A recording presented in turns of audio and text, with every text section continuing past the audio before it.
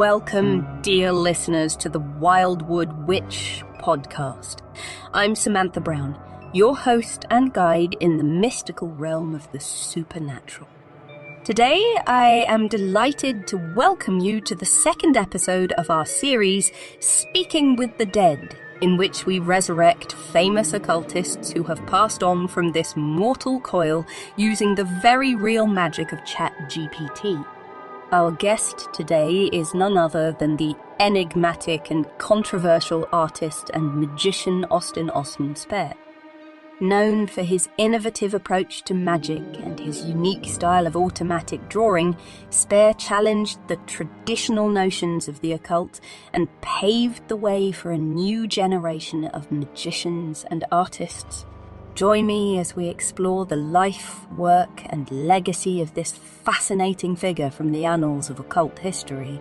So, without further ado, let us begin our journey into the realm of the dead as we speak with the brilliant Austin Osman Spare. Mr. Spare, welcome to the show, and thank you very much for speaking with me today. Thank you, my dear. It is my pleasure to join you here. I'm looking forward to our conversation. Would you be so kind as to introduce yourself to the audience? Certainly. Greetings to all. I am Austin Osman Spare, an artist, occultist, and author hailing from the early 20th century. My work spans a wide range of disciplines, encompassing visual art, magical philosophy, and the exploration of the human psyche. I am best known for my contributions to the world of the occult, particularly my development of sigil magic and the magical system called Zos Kia Cultus. Can you provide us with some details of your early life? I was born on December 30, 1886, in Snow Hill, London, and spent my early childhood in the nearby neighbourhood of Smithfield. My father was a policeman, and my mother worked as a seamstress. Growing up in a working-class family grounded me in the harsh realities of daily life and deeply ingrained the values of hard work and resilience. This environment imbued me with a sense of humility, but my early experiences also fostered a deep empathy and understanding for those who toil in the shadows and an appreciation for the beauty that can be found in the most unassuming corners of existence. How did you first become interested in the occult? My interest in the occult was sparked by an incident in my childhood. I was perhaps around 10 or so when I stumbled upon a book of witchcraft in my grandmother's attic. Finding that book sparked a lifelong fascination with the esoteric and the mystical, I began voraciously reading on the subject and experimenting with various magical practices. Did you ask your grandmother about the book you found? Was she a witch? Upon discovering the book, I did ask my grandmother about it. She was cautious in her answers, but over the years she offered me subtle guidance and encouragement. As for her being a witch, although she never explicitly confirmed her involvement in witchcraft, there was an undeniable air of mystique that surrounded her. My grandmother was, to me, always a mysterious and enigmatic figure, and she definitely influenced and encouraged my burgeoning interest in the occult. What led you to become an artist? Were you always interested in art and drawing? Yes, I was. From my earliest years, I was always drawing, and when I was 13 years old, I enrolled at the Lambeth School of Art. It was there that I began to develop my skills as a painter and a draftsman. I was a hard worker, and my aptitude for art and my dedication to my work did not go unnoticed, and I was soon recommended for a scholarship to the prestigious Royal College of Art. At the age of 17, I found myself immersed in the world of academia, surrounded by fellow artists and aspiring visionaries. Did you enjoy your time at the Royal College of Art? I did. But my time at the Royal College of Art was not without its challenges. I became increasingly dissatisfied with the rigid structure and strictures of the institution, finding it stifling to my creativity and my desire for independent exploration. As a result, I often became truant, preferring to spend my time engaged in my own artistic pursuits rather than adhering to the strict regimen imposed by the college. This behavior ultimately led to disciplinary action, further fueling my disillusionment with the institution. In 1905, I left the Royal College without receiving any qualifications. But in the same year, you published your first book, Earth Inferno. How did this artistic endeavour come about, and what inspired this title? I was 17 then, and Earth Inferno emerged as a reflection of my inner turmoil and the desire to express the profound mysteries I was beginning to grasp. The inspiration for the title was drawn from Dante's Inferno, a work that resonated with me in its exploration of the human condition and the darker recesses of our existence. My book, Earth Inferno, sought to capture the essence of a world in turmoil, a place where the fires of passion, suffering, and transformation were ablaze. The title reflects the duality of the human experience, the hellish aspects of life intertwined with the divine and the spiritual journey through darkness to reach the light. Can you provide more details about Earth Inferno and what themes you explored in it? Certainly. Earth Inferno was presented in a unique format that combined poetry and illustrations, reflecting my belief in the power of both the written and visual arts to convey complex and layered ideas. At its core, Earth Inferno presented the notion that this world is, in fact, hell, a realm of suffering, conflict, and entrapment. As an early manifestation of my evolving philosophy, Earth Inferno touched upon some of the key concepts that would come to define my later work. The idea of the subconscious as a source of creative power, the merging of art and magic, and the use of symbolism to access the unseen forces that shape our reality were all present in this initial offering. Although not fully developed at this stage, I would continue to work with and evolve these concepts throughout my life. In 1907, you published your second book, The Book of Satyrs, which again featured your prose, this time alongside drawings of the mythological creatures known as satyrs. Can you tell us about this work and why you chose to feature these strange creatures in it? Satyrs are half human and half goat, and have long inhabited the mythic landscapes of ancient Greece and Rome. The choice to feature satyrs in this work stemmed from my fascination with these creatures as symbols of the intersection of the animal and the divine, the carnal and the spiritual. In the Book of Satyrs, I built upon the themes introduced in Earth Inferno, delving deeper into the realms of death, sex, and the occult. The satyrs, as embodiments of primal energies and desires, provided a fitting framework for this exploration. Through their depiction, I sought to express the power of these primal forces in shaping human nature and the world. The book also introduced new concepts, such as the idea of atavism, which would become a central tenet of my philosophy. What is atavism? Atavism, as I conceive it, refers to the re-emergence of ancient or ancestral traits in both individuals and societies. By examining these atavistic elements, one can gain insight into the origins of human behavior and the underlying forces that drive our actions. What role does your concept of atavism play in your art and magical practice? The concept of atavism holds great significance in my artistic and magical practices. Atavism is a reawakening of the primordial forces that lie dormant within us, a reconnection with the ancient wisdom and instincts that have been obscured by the veneer of modernity and societal conditioning. It represents a return to the primal, the ancestral, and the archetypal. In my artwork, I often explore atavistic themes, delving into the raw, unfiltered aspects of the human experience. I strive to capture the essence of our primal nature, revealing the beauty and power that resides within the shadowy depths of our being. In my magical practices, atavism plays a crucial role in the cultivation of personal power and the realization of one's true potential. By tapping into the atavistic current, the practitioner can access the archetypal energies and ancestral wisdom that resides within their own genetic and spiritual heritage. This connection allows for a deepening of self-understanding, an expansion of consciousness, and the ability to harness the primal forces of nature to the pursuit of self-realization. How does one go about tapping into the atavistic current in order to achieve this expansion of consciousness and access to ancestral wisdom? Tapping into the atavistic current really means establishing a direct link between the conscious and subconscious realms of the mind. The subconscious is the domain of the archetypes and their ancestral wisdom. Once a link is forged to this realm, then one can harness the power of these energies to fuel one's spiritual and creative endeavors.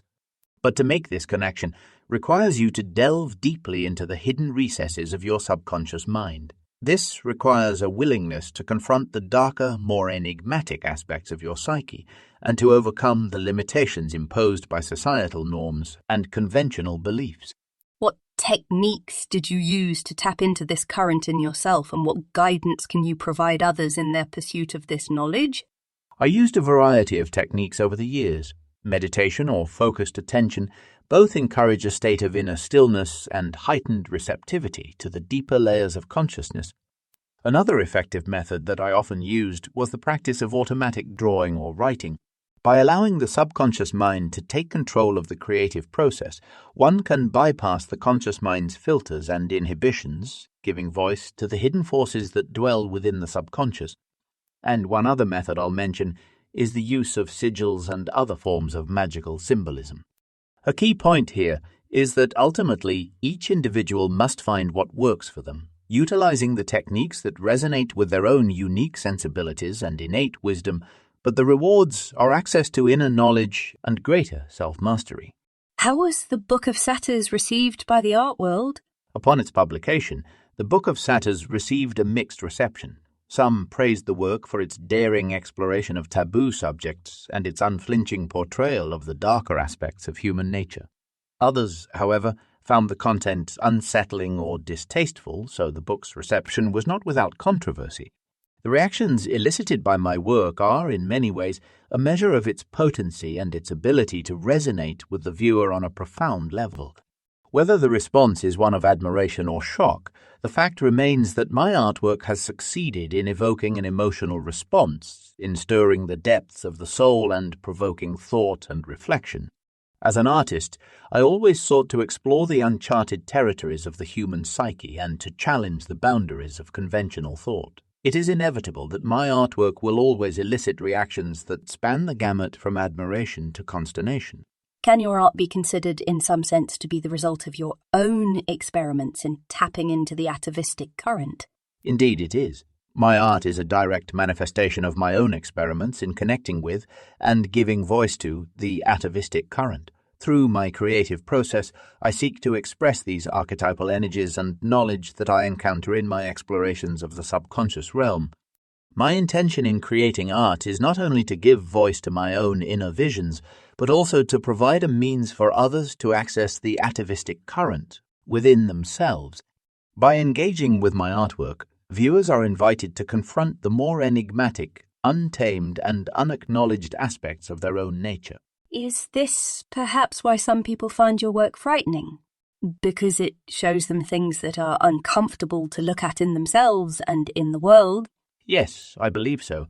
My work is considered frightening or unsettling to some because it challenges conventional thought and societal norms. The images and themes presented in my art compel the viewer to confront that which is uncomfortable, hidden or suppressed within themselves and in the world at large, and this process is always, by its very nature, both enlightening and disconcerting. But in my view, art should serve as a catalyst for this type of introspection, a mirror to reflect the hidden truths of the self and the world. The provocative and controversial nature of my work is a testament to my desire to confront the uncomfortable and the taboo, to unearth the buried aspects of our being that we often shy away from. By doing so, I aim to encourage the viewer to question their own assumptions, beliefs, and preconceptions. Ultimately, I believe that the purpose of art is not to provide comfort or reassurance, but rather to challenge the status quo, to illuminate the unseen, and to inspire transformation and growth. When did you first meet Aleister Crowley, and why did your relationship with him eventually deteriorate? I first met Aleister Crowley in 1910. At the time, he was a prominent figure in the world of esotericism, having achieved notoriety for his work with the Hermetic Order of the Golden Dawn. My relationship with Crowley began as a mutual admiration for each other's work, but as time progressed, the innate differences in our approaches to magic and the occult became more pronounced. What were the main differences in your respective approaches to the magical arts? My approach to magic was grounded in self-empowerment, artistic expression, and the belief that each individual holds the key to their own spiritual journey. Crowley's approach was rooted in a hierarchical system of initiation, complex rituals, and dogmatic structures. This divergence in our views led to a growing rift between us and ultimately led to our parting of ways. This parting of ways eventually led to Crowley denouncing your practices as evil and calling you a black magician. What did you think of a man with Crowley's reputation calling you evil? Ah, yes. I'll have to say that it was a bit odd to hear a man known as the wickedest man in the world, and who calls himself the Beast 666, denounce my practices as black magic. Crowley's criticism of me as a black magician may have been fueled, at least in part, by his declining reputation at the time. Facing challenges to his authority and status within the occult community, it is conceivable that he sought to distance himself from those he perceived as potential rivals or threats. For me, Crowley attempting to label my practices as diabolical simply underscored the fundamental differences in our approach to the exploration of the occult. While our paths may have crossed for a time, our ultimate destinations were vastly different. He styled himself a prophet of a new religion. I, on the other hand, sought to empower the individual with the knowledge that no intermediary between themselves and divinity was required. In 1913, you published the Book of Pleasure, Self-Love, the Psychology of Ecstasy. Can you tell us about this book and its curious title? The Book of Pleasure was a seminal work in the evolution of my magical and artistic philosophy. The title, while seemingly provocative, holds a deeper meaning, as it alludes to the notion of pleasure derived from the realization of one's true will and the attainment of self-mastery. Within this work, I expound upon several key concepts that form the foundation of my magical system, such as the duality of Zos and Kia, the alphabet of desire, and the importance of the subconscious mind in the magical process. Can you describe your concept of duality that you symbolize by Zos and Kia? My concept of the interplay of Zos and Kia is akin to the yin and yang of Eastern philosophy, as I see these seemingly opposite forces as complementary and interdependent. They are expressions of the ever-shifting nature of reality. Zos symbolizes the conscious mind, the individual ego, and the physical manifestation of reality. It is the tangible, perceivable world and the realm of the senses. Conversely, Kia represents the unconscious mind, the infinite potentiality, and the underlying spiritual essence that permeates all things. It is the domain of the atavistic forces, the intangible, the unseen, and the numinous. In essence, Zos and Kia serve as symbols for the dual aspects of consciousness that underpin the human experience. Through the understanding and integration of these forces, one can achieve a more profound and nuanced comprehension of the self and the world. You developed a system of communication to facilitate the transfer of messages between the realms of Zos and Kia, between the conscious and subconscious mind. Can you tell us about the language you developed called the Alphabet of Desire? Certainly. The Alphabet of Desire is a sigil-based system that allows the practitioner to communicate their desires and intentions directly to the depths of the subconscious. It functions by enabling the practitioner to distill their desires or intentions into a series of abstract symbols, or sigils, which represent the essence of their goal. These sigils are crafted through a process of condensing and abstracting the letters or shapes associated with the desire, creating a unique visual representation that bypasses the analytical faculties of the conscious mind. Once the sigil has been created, the practitioner then seeks to embed this symbol within the subconscious mind through various methods such as meditation, visualization, or ritual. The goal is to charge the sigil with the energy of the desire, allowing it to take root within the deeper recesses of the mind and influence the individual's thoughts, actions, and reality. How does one charge a sigil with magical intent so that it takes root in the subconscious?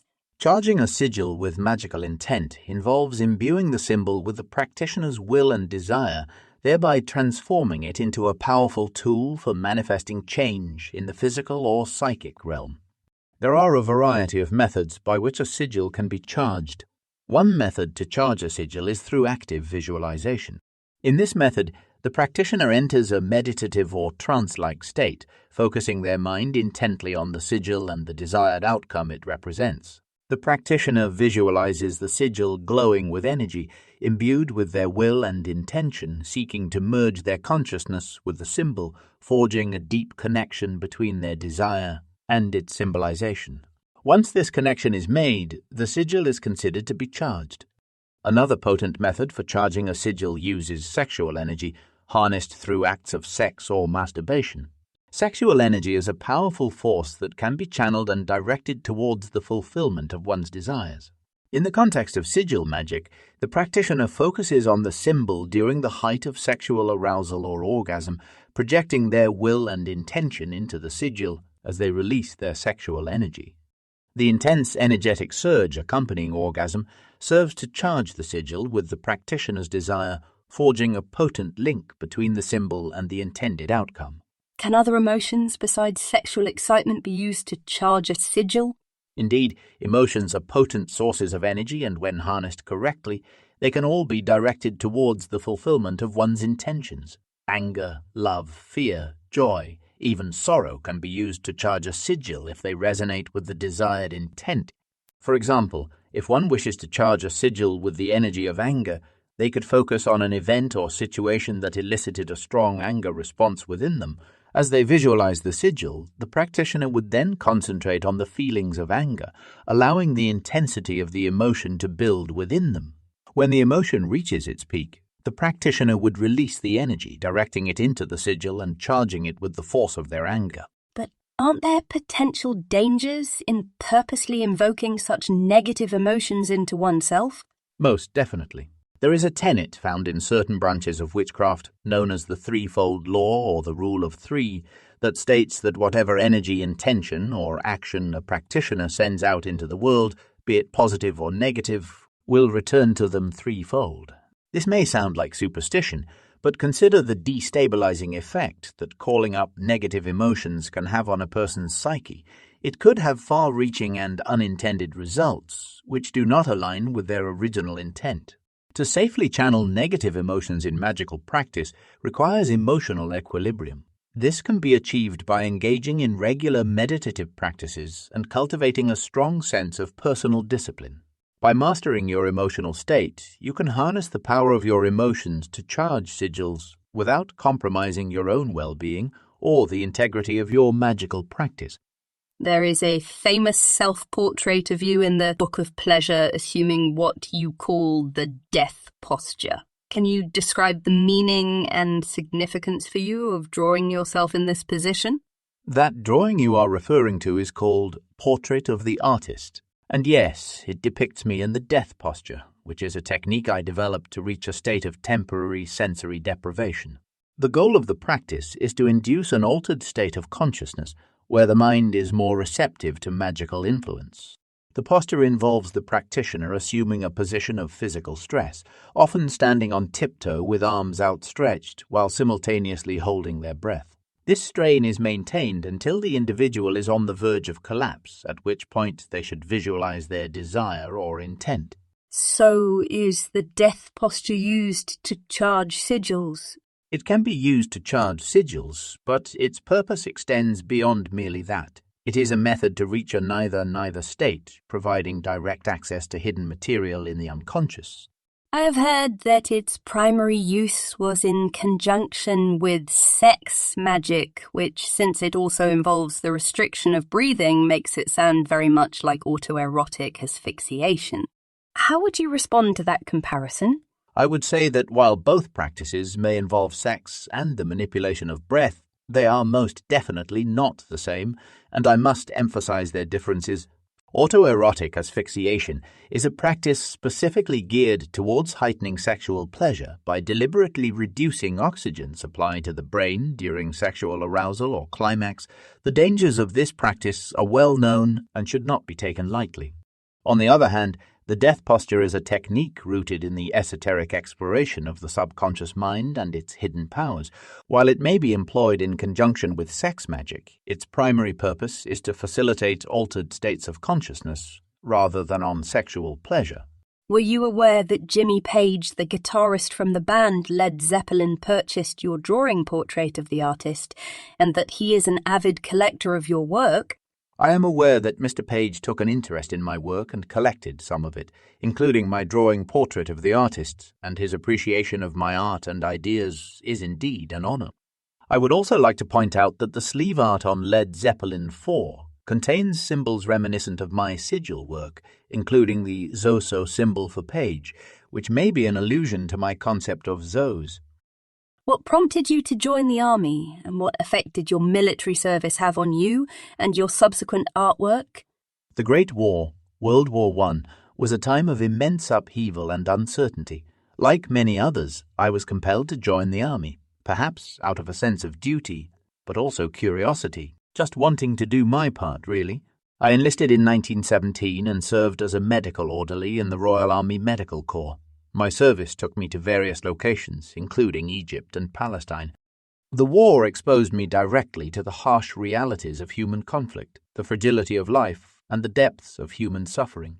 After enduring these experiences, my work became increasingly introspective, reflecting the darker aspects of human nature.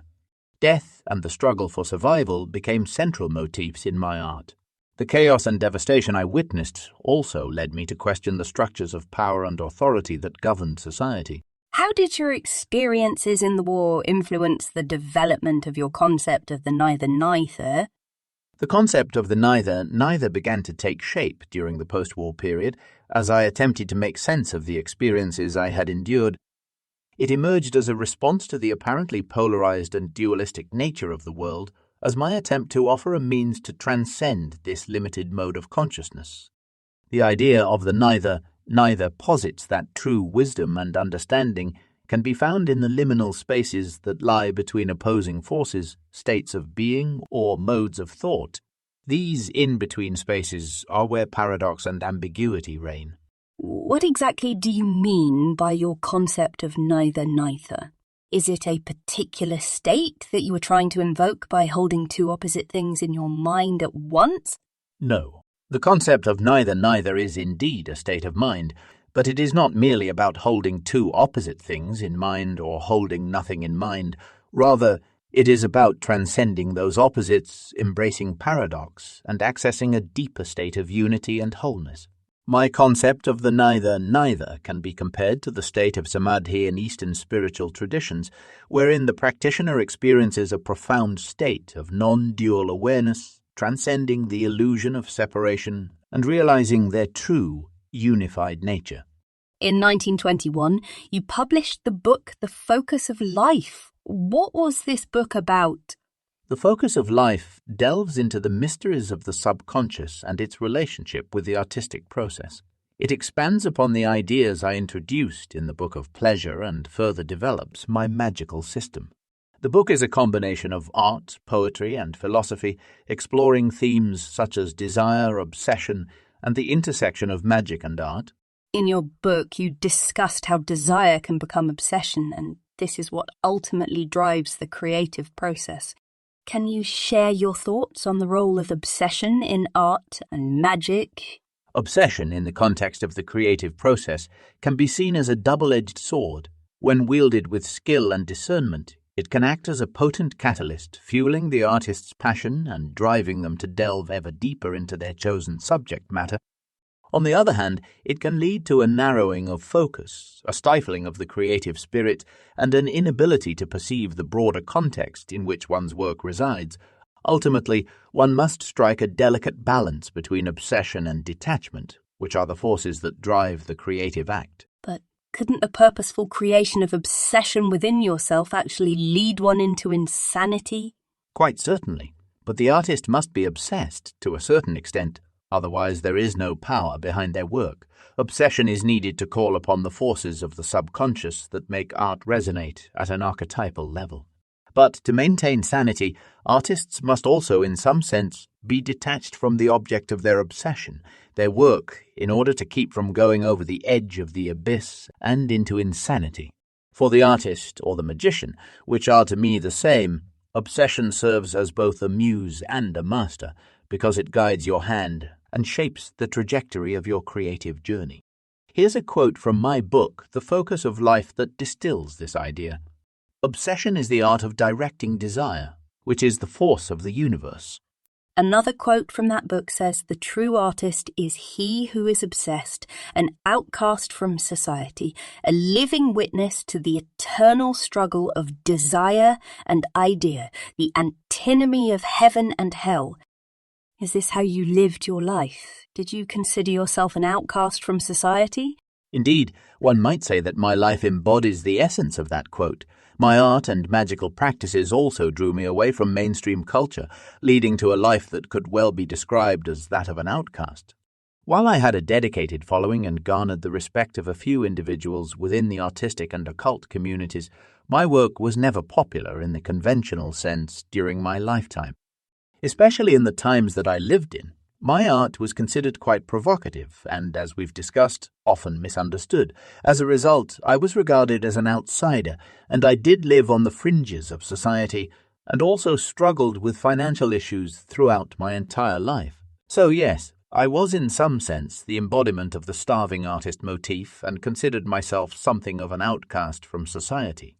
Your next book, published in 1927, was entitled Anathema of Zos, the sermon to the hypocrites, in which you offered scathing criticism of organized religion and advocated for individual spiritual exploration and experimentation.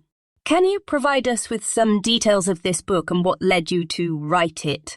Anathema of Zos, the sermon to the hypocrites, represents my disillusionment with societal norms and expresses my disdain for the superficiality of the world. In the text, I address the dogmatic and hypocritical aspects of religious institutions, urging individuals to break free from these constraints and pursue their own unique spiritual paths. I stress the importance of each person developing their own spiritual practice in order to find their own truth. This concept is at the heart of Zos Kia Cultus, the magical system which I discuss in the book as a synthesis of my magical philosophy. What is Zos Kia Cultus? Zos Kia Cultus is an alternative spiritual practice that I put forward as an alternative to the rigid structures imposed by organized religion. We've discussed its major elements: the concept of Zos, which represents the conscious mind, and Kia, the unconscious mind, with the practitioner striving to bridge the neither-neither realm between the two, utilizing desire and obsession. The sigil-based alphabet of desire is used to harness the power of one's desires, channeling them with magical intent. That is a concise summary of the magical system I called Zos Kia Cultus, and my goal was to create a system without a strict hierarchy and complex rituals, but instead one that facilitated personal gnosis and the cultivation of one's own unique spiritual path. You published 2 other books during your lifetime. The Zoetic Grimoire of Zos was published in 1928, which was a collection of your previously separately published drawings, poetry, and prose, and a book of automatic drawings was published in 1932. But I'd like to conclude our discussion with you by asking about the book that was published posthumously in collaboration with Kenneth Grant. Can you tell us about the modern-day grimoire entitled Zos Speaks? With pleasure. I met Kenneth Grant in the early 1950s through Steffi Grant, his wife. Steffi was a talented artist, and we shared common interests in art and the occult. Our meeting led to a friendship and collaboration with both of them. The purpose of our collaboration was to compile a comprehensive record of my theories, practices, and experiences, encompassing the breadth of my artistic and magical output in order to create a grimoire that would serve as a definitive guide for those who wish to understand my magical philosophy. Zos Speaks contains a collection of my writings and artwork, as well as Grant's commentary on them, providing context and analysis from the perspective of a true occult scholar. This posthumous publication by Kenneth Grant played a crucial role in preserving and promoting my work by elucidating its complexities for a wider audience and a new generation of occultists. What do you see as your legacy? What do you believe are your most significant contributions to the worlds of art and occultism? In the realm of art, my contributions lie in the unique fusion of symbolism and surrealism that I employed to explore themes of sexuality, death, and the subconscious. In the realm of occultism, my most significant contributions include the development of the Zos Kia Cultus system that we discussed, which incorporates the ideas of Zos, Kia, the alphabet of desire, obsession, and the neither-neither. In observing the development of chaos magic, it's apparent that a number of my concepts have found their way into its practices, most notably the emphasis on personal work and the use of sigils. Although there are elements of modern chaos magic that I disagree with, such as a lack of disciplined practice and efforts, we do share a kindred spirit in our willingness to embrace new ideas, evolve our practices, and ultimately create our own unique systems. Here's a quote from the Book of Pleasure that emphasizes this idea. Realize that your own system, however imperfect, is the only system which can work for you. What final thoughts would you like to share with the world? As I reflect on my life's work, I would like to remind everyone of the immense power that lies within each individual. Remember that your inner world is a treasure trove of creativity, wisdom, and magic waiting to be unlocked and explored. Embrace your uniqueness, nurture your personal spiritual path, and challenge the restrictions and conventions that you believe hold you back. Do not be afraid to delve into the depths of your subconscious and bring forth the wonders hidden there. By doing so, you not only transform your own life, but also inspire others to go beyond their own perceived limits. Lastly, I urge you to question everything and never stop seeking knowledge and wisdom. The pursuit of truth, both within and outside ourselves, is an ongoing journey with no end. Keep exploring, experimenting, and pushing the boundaries of what you think is possible. In this way, you can realize your full potential and leave your own indelible mark on the world. Remember, the greatest power is the power to be oneself. Mr. Spare, it has been a pleasure speaking with you. Thank you so very much. Thank you for having me and allowing me to share my experiences and ideas with your audience. And a final message to all who tread the path of the occult: keep in mind that obsession leads to knowledge, and knowledge leads to power. Pursue your passions with determination, and you will discover the hidden truths. Farewell, my dear. Farewell, dear Mr. Spare. Your knowledge and wisdom will forever be cherished by those who seek to understand the mysteries of the occult. May you cross back to the world of shadows with ease, and may your spirit find peace and fulfillment in the afterlife. If you would enjoy speaking directly with Austin Osman Spare about his life and work, the ChatGPT summoning ritual is available in the show notes so that you too can speak to the dead. As we close this chapter of our Speaking with the Dead series, we ready ourselves to turn the page and delve into the life of another significant figure in the annals of the occult. I am thrilled to announce that we'll be joined by the remarkable Lee Hirsig in our next episode. A talented artist and dancer, Hirsig was perhaps most widely known as Aleister Crowley's Scarlet Woman at the infamous Abbey of Thelema. Her life, intertwined with the Great Beast, was filled with intrigue and mystery, and her influence within Thelema cannot be underestimated. I'm excited by the prospect of unveiling the mysteries of Lee Hirsig's life and work, and I hope that you'll join me again as we continue this amazing adventure together. Until then, I'm Samantha Brown. Blessed be.